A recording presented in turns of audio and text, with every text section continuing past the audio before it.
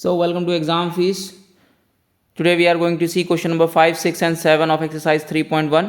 In last class हमने देखा question number 1, 2, 3 and 4. Okay, so question number 5 is a word problem जिसमें आपको दो इक्वेशंस बनानी है और उन दोनों को सॉल्व करना है बाय यूजिंग ग्राफिकल मेथड.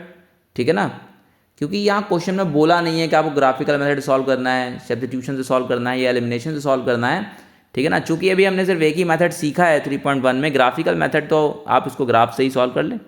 ठीक है ना, अदरवाइज इस क्वेश्चन को सॉल्व करने के लिए आप तीनों मेथड में से कोई से मेथड यूज़ कर सकते हैं. Let's see. मेन है कि आपकी क्वेश्चन बना पाते हैं कि नहीं बना पाते हैं. Let's see. ठीक है, क्वेश्चन नंबर 5.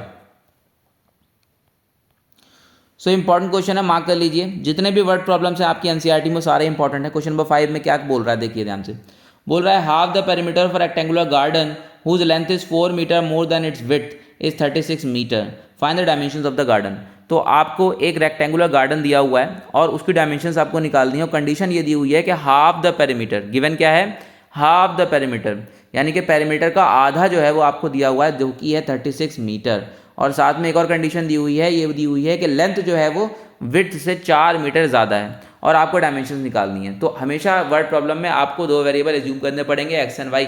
और कौन से वो दो वेरिएबल होंगे उसके लिए आप देखिए क्वेश्चन में निकालना क्या है. तो जैसे कि इस क्वेश्चन में है कि रेक्टेंगुलर गार्डन की आप डायमेंशंस बताइए, यानी कि हमको डायमेंशंस को एज्यूम करना पड़ेगा एक्स एंड वाई. तो दो डायमेंशन होती है रेक्टेंगल की, जो एक होती है उसकी लेंथ, उसको हमने मान लिया एक्स, और एक होती है उसकी विड्थ, उसे हमने मान लिया वाई. क्लियर हो गई बात? ठीक है, तो दोनों डायमेंशंस को हमने मान लिया. एक डायमेंशन को हमने x मान लिया और एक डायमेंशन को हमने y मान लिया. इसी बात को हम लोग लिख देंगे यहां पर, length of rectangular garden be x and width of rectangular garden is y.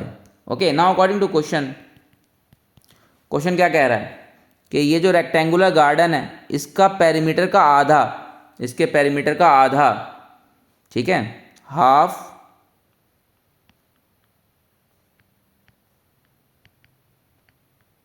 The perimeter is equal to 36. अब हाफ द पेरीमीटर का मतलब क्या है? पेरीमीटर का आधा मतलब पेरीमीटर का आधा, यानी कि 1/2 करेंगे आप इसका, तो 36 आना चाहिए. अब पेरीमीटर होता क्या है रेक्टेंगल का? रेक्टेंगल के पेरीमीटर का फॉर्मूला क्या होता है? 2l + b. l की जगह पे x है और b की जगह पे y है, तो x + y अपॉन में 2 that is equal to 36. Perimeter का फॉर्मूला लगा दिया आपने, पेरीमीटर ऑफ रेक्टेंगल, क्योंकि रेक्टेंगुलर गार्डन है. ठीक है ना, इस 2 से 2 गया तो क्या मिल गई इक्वेशन आपको? x + y = 36. So this is your first equation, this is your first equation. Now question में एक और बात कह रहा है. अगेन ये कह रहा है कि आपकी जो लेंथ है वो इसकी विड्थ से 4 मीटर ज़्यादा है. ओके, यानी कि आपकी जो लेंथ है, लेंथ क्या मानी है हमने? x, और विड्थ क्या मानी है हमने? y. तो इसकी विड्थ से 4 मीटर ज़्यादा है. इसकी जो लेंथ है वो इसकी विड्थ से 4 मीटर आगे है, 4 मीटर ज़्यादा है, मोर है. मोर मतलब प्लस, लेस मतलब माइनस. ओके, सो ये y को जब आप इधर लेकर आएंगे तो x minus y is equal to 4. So this is your second equation. अब दोनों इक्वेशन को एक साथ लिखते हैं. x + y 36, therefore x + y is equal to 36, और दूसरी इक्वेशन है x minus y is equal to 4. तो ये आपकी फर्स्ट इक्वेशन, ये आपकी सेकेंड इक्वेशन. ठीक है ना, अब इनको आप सॉल्व करेंगे बाय 3 मेथड आपके पास हैं. कौन कौन से 3 मेथड हैं? एक है ग्राफिकली मेथड, दूसरा सब्स्टिट्यूशन, और तीसरा एलिमिनेशन. अभी आपने सिर्फ ये वाला मेथड आपने सीखा है, तो आप इसको सॉल्व करेंगे बाय सॉल्विंग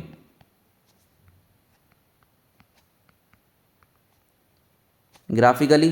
दोनों को ग्राफ बनाएंगे. ठीक है, अभी आपने देखा है, मैं यहाँ रिपीट नहीं करूँगा. ठीक है ना, कोई मतलब नहीं है यहाँ पर इस ग्राफ बनाना. ग्राफ हमेशा ग्राफ पेपर पर बनता है ठीक से. ठीक है, आप रफ में बना सकते हैं, कोई मतलब नहीं है यहाँ पर बनाने का.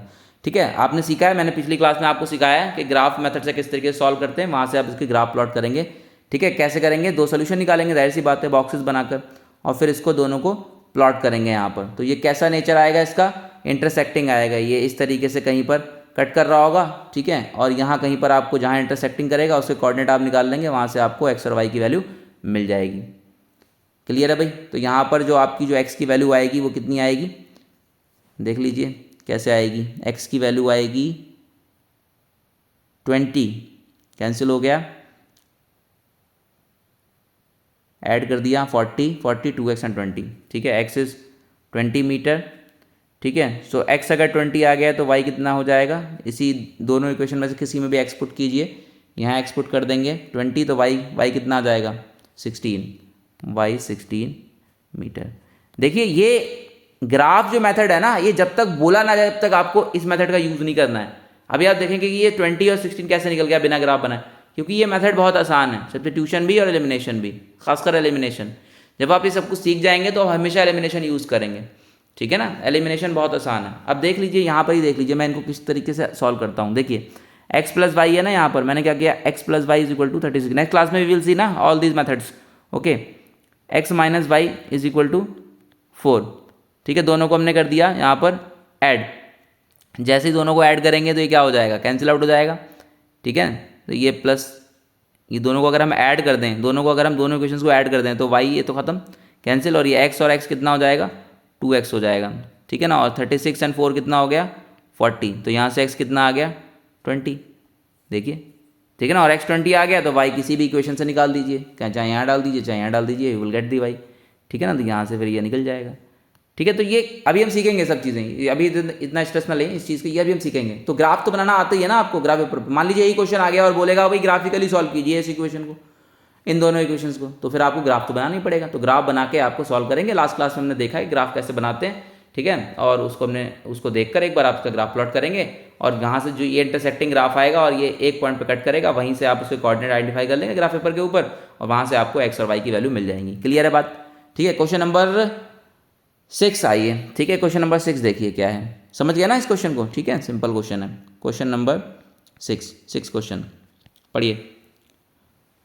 क्वेश्चन नंबर 6 में कह रहा है give the linear equation given the linear equation 2x plus 3y minus 8 is equal to 0, write the another linear equation in two variables such that the geometrical representation of the pair of the form is number 1 intersecting, number 2 is parallel and 3 coincident, ठीक है।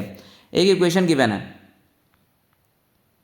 Given equation क्या है 2x plus 3y minus 8 is equal to 0, ये equation number 1 दे दिया आपको, और आपको equation number 2 बतानी है। This is your equation number 2, और इक्वेशन नंबर 2 हमें नहीं पता, क्वेश्चन मार्क, ये हमें बतानी है 3 केसेस के लिए। फर्स्ट केस के इंटरसेक्टिंग वाला केस हो, इंटरसेक्टिंग वाला केस हो कि लाइंस आर इंटरसेक्टिंग लाइंस, कि अगर हम इनका ग्राफ बनाए तो इंटरसेक्टिंग लाइन।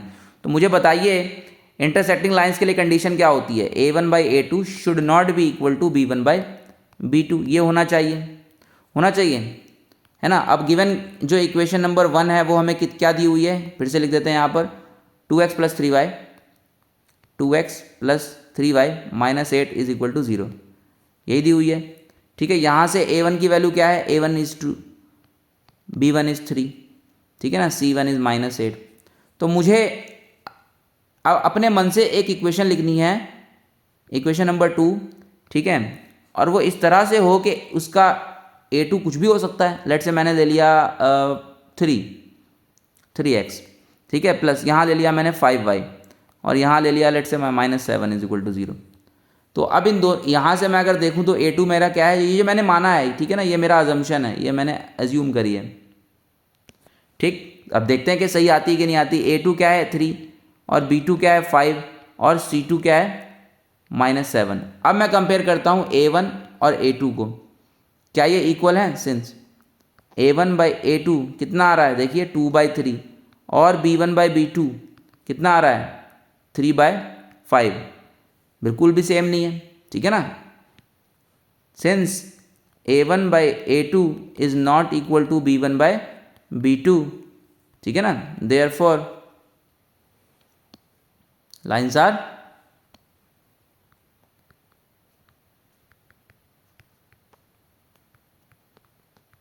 इंटरसेक्टिंग। तो इनका जब ग्राफ बनेगा इन दो इक्वेशन का, उनका जो ग्राफ बनाएंगे जब आप इन दोनों इक्वेशंस का, तो कैसा बनेगा? इंटरसेक्टिंग। तो ये आपका आंसर हो गया, यही एग्जाम्पल आपको देना है। ठीक है, आप चाहें तो कुछ भी दे सकते हैं, ठीक है ना। मैंने ये 3, 5, 7 लिया, आप कुछ भी यहाँ ज्यूम कर लीजिए, बस कंडीशन आप सेटिस्फाई कराएंगे। कौन सी वाली? ये वाली कंडीशन सेटिस्फाई होनी चाहिए, तभी एक ऐसी लाइन्स आएंगी, इंटरसेक्टिंग वाला केस आएगा। सिमिलरली सेकंड पार्ट में, ठीक है, सेकंड पार्ट में आप मुझे बताइए कि भाई सेकंड का क्या हम एग्जांपल दें। तो ये पहला वाला पार्ट इंटरसेक्टिंग के लिए था। सेकंड वाले में हमको क्या बनाना है? सेकंड वाले में पैरेलल बनाना है।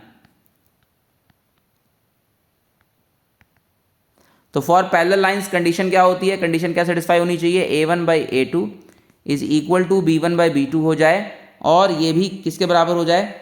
ठीक है, नॉट इक्वल टू c1/c2 है ना, नॉट इक्वल टू c1/c2, ये कंडीशन है। तो a1 और a1/a2 का तो सेम करा दो, तो फर्स्ट इक्वेशन एक बार लिखनी पड़ेगी। ठीक है, इक्वेशन नंबर 1 क्या दी हुई है?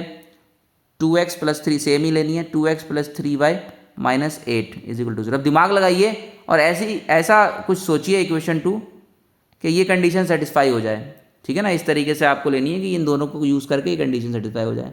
तो a1 तो दिख रहा है, a2 है, a2 ठीक है ना, b1 भी दिख रहा है और c1 भी दिख रहा है। तो अब a2 ऐसा लेना है तो इसका डबल कर दीजिए।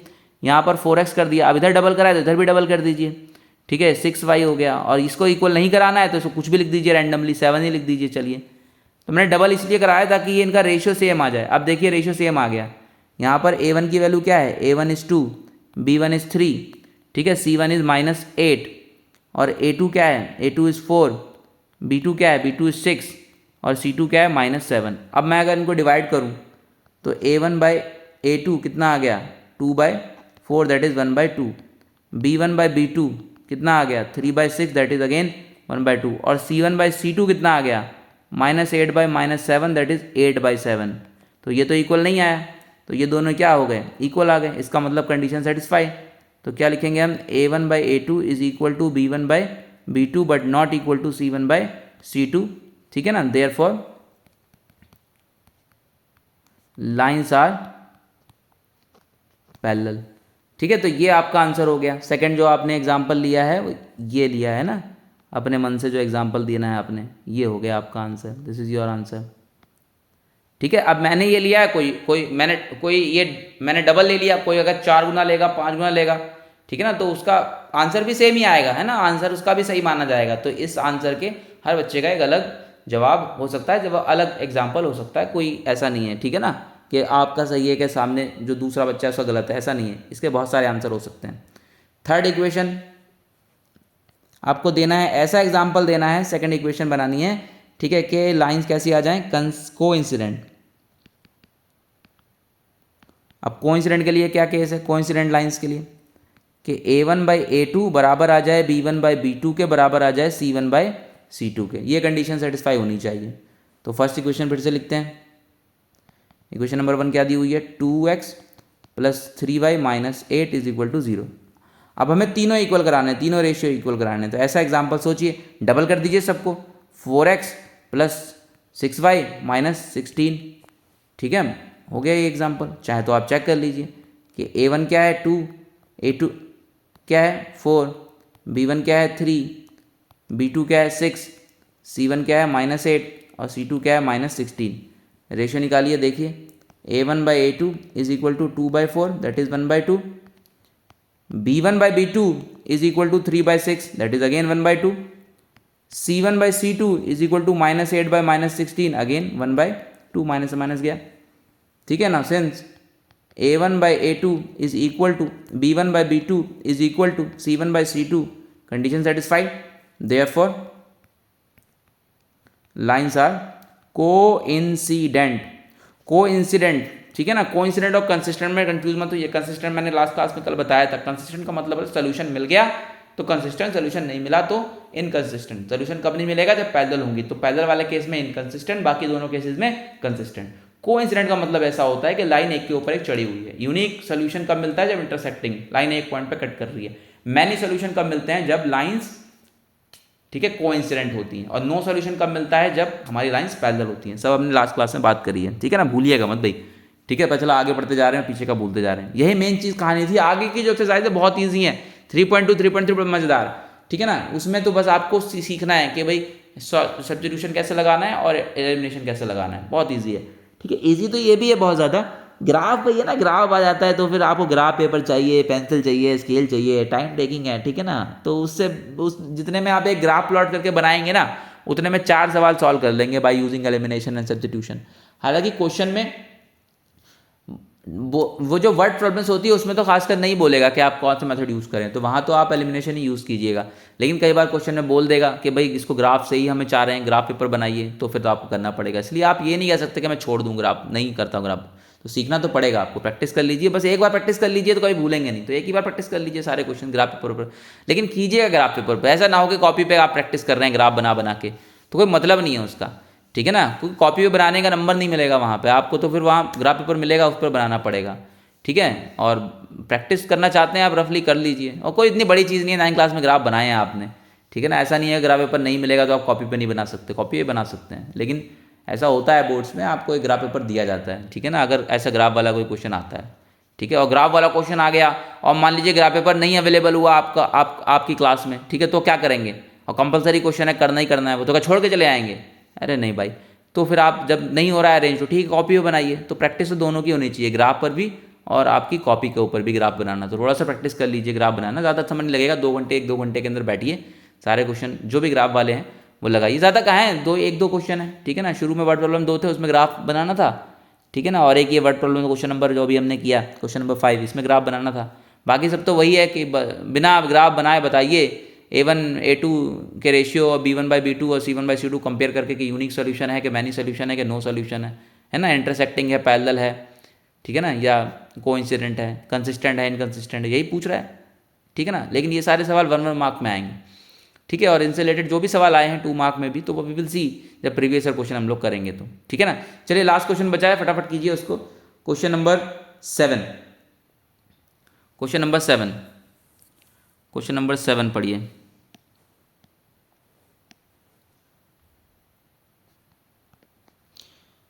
सो क्वेश्चन नंबर 7 में बोल रहा है draw the graphs of equation x minus y. तो एक इक्वेशन दी हुई है x minus y plus 1 is equal to 0, this is your equation number 1।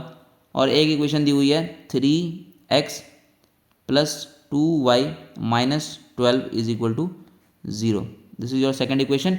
इनका हमें ग्राफ बनाना है, तो चलिए ठीक है भाई ग्राफ बना लेते हैं। उसके बाद determine the coordinate of the vertices of the triangle form by these lines and x axis and shade the triangular region. Graph का क्वेश्चन है, बनाते हैं। चलिए लास्ट क्वेश्चन है, मैं इसका ग्राफ बनाता हूँ अभी, ठीक है ना। फुल ग्राफ बनाएंगे हम इसका, ठीक है, ताकि आपका एक रिवीजन भी हो जाए कि हाँ भाई ग्राफ कैसे बनाए थे हमने। मैंने शायद फर्स्ट क्वेश्चन में ग्राफ बनवाया था लास्ट क्लास में, है ना, तो उसी में सिखा दिया था। मैं ये लास्ट क्वेश्चन है, इसमें भी ग्राफ मैं अपने हाथ से बना रहा हूँ, ठीक है ना। और आप देख लीजिएगा कन्फ्यूजन हो तो वो भी क्लियर हो जाएगी आपकी, ग्राफ कैसे बनाते हैं, सोल्यूशन कैसे निकालते हैं। हालांकि इसमें सोल्यूशन नहीं निकालने के लिए बोल रहा है वो सिंपल ही बोल रहा है ग्राफ बनाइए और एक्स एक्सिस के साथ और इन दोनों लाइंस के साथ में जो एक ट्रायंगल बन रहा है उसके वर्टेक्स आपको बताने हैं और उसको शेड भी करना है जो ट्रायंगल बन रहा है, ठीक है। चलिए बनाते हैं ग्राफ। तो ग्राफ बनाने के लिए क्या करेंगे, इक्वेशन को लिखेंगे हम लोग किस तरीके से, x माइनस वाई, इस 1 को उधर भेज देते हैं, -1 हो गया, ठीक है ना। अब हम क्या करेंगे, इसका हम बनाएंगे, this is your equation number 1। अब इसका हम लोग बनाएंगे एक सोल्यूशन बॉक्स, यहाँ x यहाँ y, ठीक। अब हम लोग क्या करेंगे, ठीक है, x को हम लोग 0 मान लेंगे, x 0 है तो y कितना हो गया 1, है ना। x 0 देखिए यहाँ पर x 0 है, minus y is equal to -1, तो minus y is equal to -1, minus से माइनस कट गया, so y is equal to 1 आ गया ना, ठीक है, ओके। अब y को जब 0 रखा तो x कितना आ गया, x आ गया -1, सिंपल है ये तो, है ना। x -0 इज इक्वल टू -1, तो x में से 0 हो गया तो x बचा और ये -1, सिंपल, मिल गए 2 सोल्यूशन, ठीक है। आप चाहें तो कुछ और भी ले सकते हैं, ऐसा नहीं है कि, ठीक है ना, आप चाहें तो x को 2 ले लें, कोई दिक्कत नहीं है। x को अगर आप 2 ले लेंगे, ठीक है, x को नहीं, y को आप 2 ले लीजिए, x को 0 लिया आपने, ठीक है, x को 1 ले लीजिए, ये भी कर सकते हैं। x को 1 ले लेंगे तो उसके अकॉर्डिंग आ जाएगा, कितना आ जाएगा, 2 आ जाएगा, ठीक है। तो वो आपकी इच्छा है, कुछ भी ले सकते हैं। दूसरी equation 3x plus 2y is equal to 12, 3x plus 2y is equal to 12, ठीक है। इसमें भी आपने बॉक्स बनाया x y, ठीक है, x को 0 कर दिया तो y कितना आ गया, 6 आ गया। ठीक है ना, x को 0 कर दिया तो 3 into 0 plus 2y is equal to 12। सब 9 क्लास में किया है आपने, फिर भी मैं यहाँ पर आपको दिखा रहा हूँ, अगर आप भूल गए हैं तो देख लीजिए किस तरीके से सॉल्व होता है। ठीक है ना, y6। आप क्या कीजिए, y को 0 कर दीजिए, x को कितना आ जाएगा, x बताइए, डायरेक्ट बताइए, 3 4 था। ठीक है ना, तो 3x plus 2 into 0 is equal to 12, so 3x is equal to 12, so x is equal to 4 आ गया ना। ठीक है भाई, ये सारे रफ में करने हैं आपने कैलकुलेशन, ये वाली जो साइड में मैं कर रहा हूँ, और ये बॉक्सेस आपको दिखाने हैं। ठीक है, तो मिल गया आपको सोल्यूशन। चलिए अब प्लॉट करते हैं ग्राफ पेपर। ठीक है ना, ग्राफ पेपर तो है नहीं अपने पास। ठीक है ना, तो हम लोग बनाते हैं graph diagram.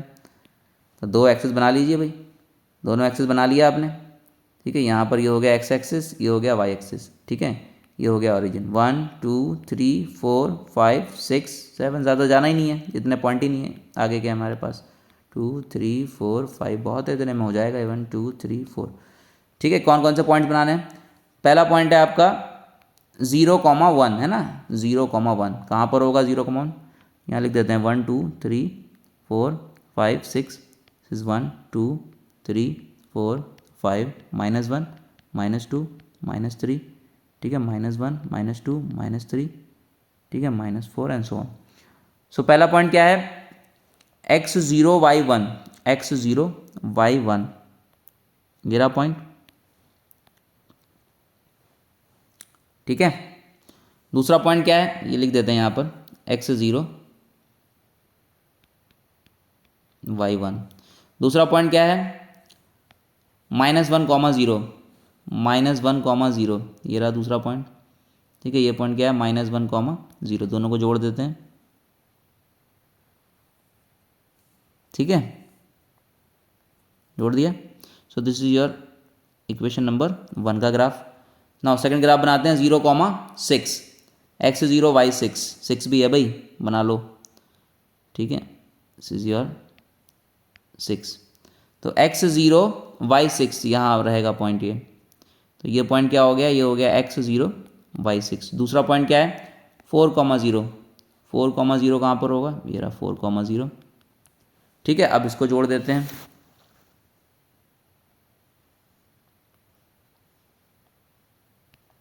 So this is your equation number 2, बन गया भाई ग्राफ। अब बस अगर इसमें सॉल्यूशन निकालना होता, अभी तो हालांकि इसमें पूछा नहीं है सॉल्यूशन निकालने के लिए, एक्स और वाई की वैल्यू निकालने के लिए नहीं बोला इसमें, लेकिन अगर निकालना होता तो क्या करते हैं हम लोग, जहाँ पे ये पॉइंट, जिस पॉइंट पे कट कर रहा है, इस पॉइंट पे ये कट कर रहा है, उसके हम लोग क्या करते हैं, कोऑर्डिनेट निकाल लेते और वही हमको x, y दे देता है ना। ठीक है, अच्छा इस क्वेश्चन में क्या बोल रहा है, इस क्वेश्चन में बोल रहा है, ऐसा नहीं बोल रहा है कि डायरेक्टली कि भाई इसके सॉल्यूशन निकालो या एक्स और वाई की वैल्यू निकालो। इसमें बोल रहा है कि आपको एक ट्रायंगल दिखेगा, और ये ट्रायंगल आपकी 2 लाइन जो आपने बनाई है और एक्स एक्सिस जो कि दिख रही है आपको, ये वाइट वाली लाइन है ना, इससे एक ट्रायंगल फॉर्म हो रहा है। उस ट्रायंगल के वर्टेक्स आपको बताने हैं। ठीक है, तो ट्रायंगल फॉर्म हो रहा है, देखिए ट्रायंगल फॉर्म हो रहा है कि नहीं हो रहा, देखिए यहाँ पर ये रहा ट्रायंगल।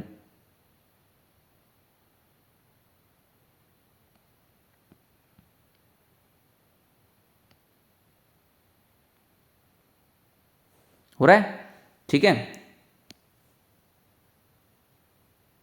तो ये ट्रायंगल जो फॉर्म हो रहा है, इसके आपको वर्टेक्स बताना है। ये ट्रायंगल,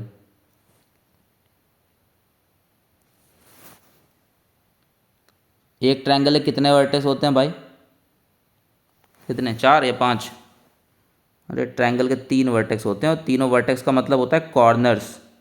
3 साइड होती हैं, 3 वर्टेक्स होते हैं, 3 एंगल होते हैं ट्रायंगल के अंदर। ठीक है, कौन कौन से वर्टेक्स आपको दिख रहे हैं बताइए।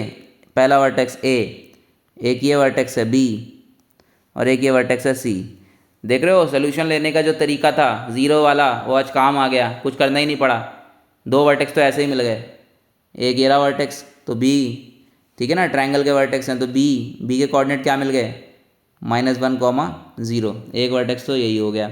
दूसरा वर्टेक्स सी, ठीक है, वो कितना है 4, 0, दूसरा वर्टेक्स ही मिल गया। ठीक है, अब ये वाला वर्टेक्स वही पुराने, हमारी जो ट्रिक है अभी हम निकाल ही रहे थे, इसी चीज़ को बता रहा था मैं कि कैसे निकालेंगे, ग्राफ देख के निकाल लो। ये कहाँ पे कट स्ट्राइक कर रहा है 2, ठीक है, और ये कहाँ पे कर रहा है अराउंड 1 2 3, ठीक है ना, ये 3 थोड़ा नीचे होगा, ये 3, तो यानी कि इसके जो कोऑर्डिनेट हैं वो क्या हैं 2, 3, 2, 3। तो ए के जो हमारे वर्ड ए के कितने हो गए 0.2,3। तो ये हमने ऑब्जर्व किया, ये तो हमारे सोल्यूशन से ही मिल गया। अगर बाई चांस चलिए ठीक है कोई बच्चा अगर ये वाले पॉइंट नहीं लेता तब भी कोई दिक्कत नहीं है, फिर वो ग्राफ देख लेता, तो ग्राफ पे यहीं पे कट करेगा ना भाई, है कि नहीं? ज़रूरी थोड़ी, ये तो हमारा इत्तेफाक है, हमारी हैबिट है, हमने हैबिट डेवलप करी है कि भाई सोल्यूशन निकालेंगे तो 0 पुट करेंगे, एक बार x0 एक बार y0, ठीक है। अगर कोई बच्चा कोई और सोल्यूशन लेता और तो उसको फिर ये देख लेता ग्राफ पर कि भाई ये कहाँ पे स्ट्राइक कर रहा है। हमने यहाँ पे भी तो ऑब्जर्व ही करा है, देखा ही तो है यहाँ पर, ठीक है ना, कि भाई इसके पॉइंट क्या है, ग्राफ पे तो देखा है, तो ये भाई 2/3 है। क्लियर है भाई? तो ये हमारे क्या हो गए वर्टिसेस ऑफ ट्रायंगल ABC, ठीक है। क्लियर हो गई बात? और शेड करने के लिए बोल रहा था कि भाई उस एरिया को शेड भी करो, शेड भी कर दिया हमने, ठीक है भाई, ठीक है ना। इसको भी शेडिंग में ले लो, ये शेड कर दिया हमने,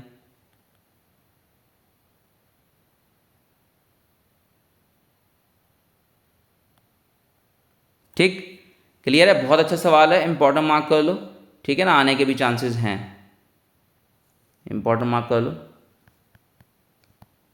वैसे तो एनसीईआरटी का एक क्वेश्चन इंपॉर्टेंट है, लेकिन फिर भी मैं बीच बीच में जो मार्किंग लिख रहा हूँ कि भाई ये इंपॉर्टेंट क्वेश्चन है, तो समझ आइए जब रिवीजन के टाइम जाएंगे आप, रिवीजन जब आप करेंगे तो इसको इन क्वेश्चंस को अच्छे से देखिएगा, और खासकर एग्जाम से एक दिन पहले, ठीक है ना। जब मान लीजिए नेक्स्ट डे एग्जाम है तो पिछले दिन आप या पिछली रात को आप क्या देखेंगे, ठीक है ना। सारे क्वेश्चन तो नहीं देखना पॉसिबल नहीं है, करना पॉसिबल नहीं, कम से कम जिन पे इंपॉर्टेंट मार्क हो रहा है वो बुक में भी इंपॉर्टेंट मार्क करते रहिए साथ के साथ, सो दैट हर हालांकि मैं बाद में एक आपको क्लास में बताऊंगा भी, हर चैप्टर के एक ब्रेकअप बताऊंगा हर एक्सरसाइज का, कौन कौन सा क्वेश्चन इंपॉर्टेंट है, जो कि आपको एग्जाम से एक दिन पहले हाथ से जो है ना लिख लिख कर प्रैक्टिस करके जाना ही जाना है, ठीक है ना। लेकिन फिर भी साथ के साथ भी आप मार्किंग लेते जाइएगा, ठीक है ना। क्लियर? चलिए फिर हो गया ये वाला आपका एक्सरसाइज कंप्लीट, 3.1 कंप्लीट हो गया। तो बेसिकली ये 3 क्वेश्चन रह गए थे, लास्ट क्लास थोड़ी लेंदी हो गई थी, ठीक है ना। उसमें आपके मैंने 1 2 3, ठीक है, लेंदी उसमें बताने के लिए कुछ भी नहीं था, उसमें बहुत सारी चीज़ें ऐसी थी जो बार बार रिपीट हो रही थी, हालांकि मैंने सारे क्वेश्चन करा दिए। उसमें भी ग्राफ अगर मैं बनाता ना तो उसमें और 1.5-2 घंटा लग जाते, ठीक है ना। बताने के लिए कुछ था नहीं उसके अंदर, ठीक है ना, बार बार वही काम कर रहे थे हम लोग, ठीक है। इसलिए मैंने ये 3 क्वेश्चन अलग कर दिए हैं, तो ये 3 क्वेश्चन इंपॉर्टेंट भी हैं, ठीक है ना। 3 मतलब वो पेरीमीटर वाला भी अच्छा क्वेश्चन था और ये वाला भी अच्छा क्वेश्चन है, बीच वाला तो ऐसे ही था, एग्जाम्पल देना था उसमें, लेकिन हाँ एमसीक्यू में डाल भी सकता है, कोई बड़ी बात नहीं है, वो तो कॉन्सेप्ट पर बेस्ड था, ठीक है ना क्वेश्चन। लेकिन ये जो लास्ट क्वेश्चन है बड़ा अच्छा सवाल था, है ना। तो ये ग्राफ का ग्राफ बन गया, सोल्यूशन का सोल्यूशन निकल गया, और आपका शेड भी करवा दिया उसने, वर्टिस भी निकाल दिया, अच्छा सवाल है, ठीक है ना। ये 10th में क्यों है ये नहीं पता, 9th में ही होना चाहिए था इसको, तो 9th क्लास में आपने सीखा है ये सब कुछ, ग्राफ बनाना है ना, एक लीनियर इक्वेशन का। चलिए ठीक है फिर, तो ये आपकी 3.1 कंप्लीट हो गई है एक्सरसाइज नाउ, ठीक है ना। In next class we will see 3.2, बड़ा मज़ा आने वाला है, ठीक है ना। 3.2 और 3.3 में एक बार हम सीखेंगे सब्स्टिट्यूशन, और उसके बाद हम सीखेंगे एलिमिनेशन, एंड देन फिर आपकी जितने भी वर्ड प्रॉब्लम्स हैं, ठीक है ना, उनको भी देखेंगे, ठीक है ना, और उनकी इक्वेशन बना देंगे और उनको सॉल्व करेंगे, एलिमिनेशन से ही सॉल्व करा करेंगे, ठीक है ना। लेकिन हाँ अगर क्वेश्चन में कह रहा है कि सब्स्टिट्यूशन, तो we will solve those question by substitution method. Otherwise अगर नहीं कहेगा कि किस मेथड से करना है, then we will use elimination method, ठीक है ना। क्या होता है substitution elimination method, we will see in the next class. Okay चलिए।